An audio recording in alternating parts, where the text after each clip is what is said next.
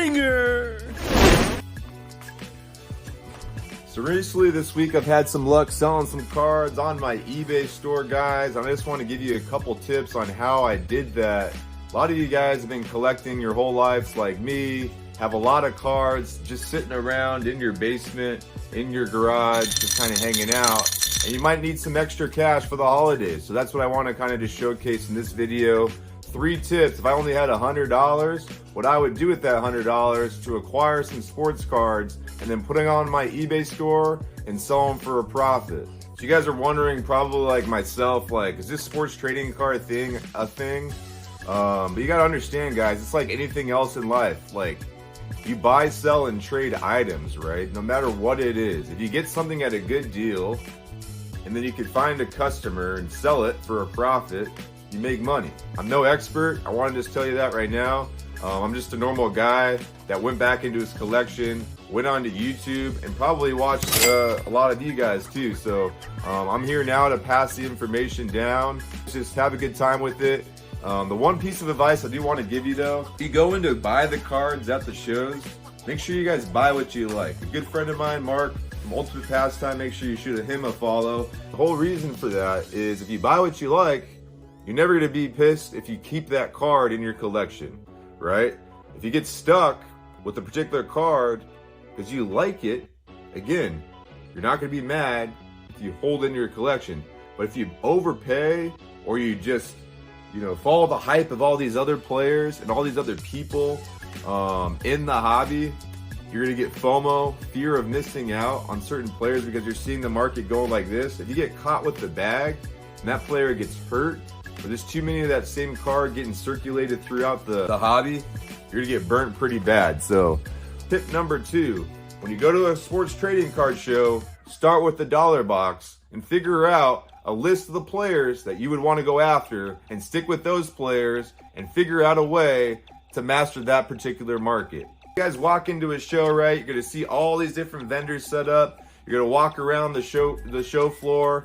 You're going to see all these different people in there, and it's very intimidating. But I would suggest this, to start with the very beginning of the show and literally start. There's going to be a lot of people that have everything labeled dollar box, $5 box, $10 box, autograph box, showcases.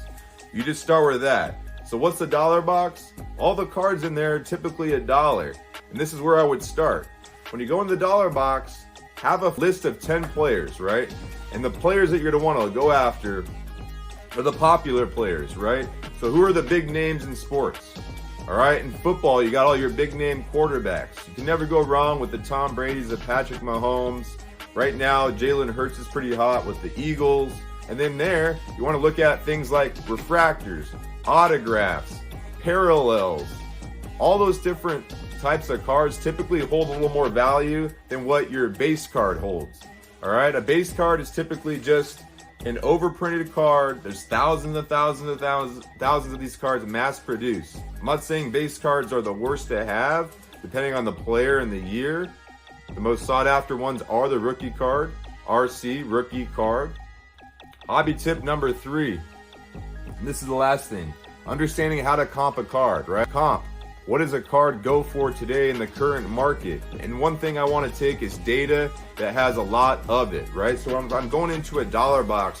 You want a card when you go to purchase it that has a lot of information. So if it's only $1, you want to look, this is the criteria I look for. I want it to be at least sold for $4 to $7.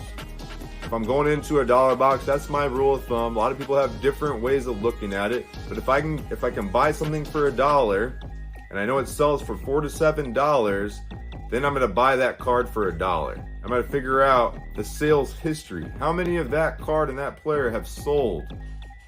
What does that mean? It means like, all right, we're November 2nd right now, 2023.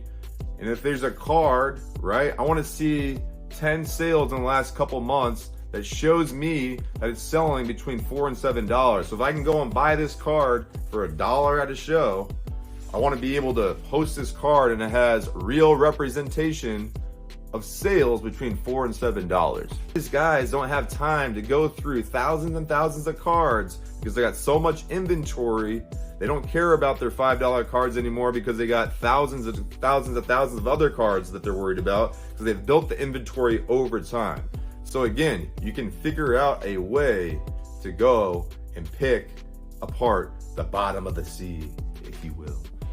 That's the last tip. Just have fun when you go to the shows. Go and introduce yourself. There's a lot of people just trying to do the same thing: buy, sell, and trade, develop relationships. If you're a baseball guy like me, and you have somebody that only sells football or only sells F1 or only sells hockey or only sells basketball, you want to make friends in those other sports categories so that they can send business to baseball to you and you send your business for hockey to them. But that's the networking aspect of things, guys. It's all relationships in this industry. If you guys can figure out a good way to build them, that's also a good opportunity for you to build your network within people. Banger!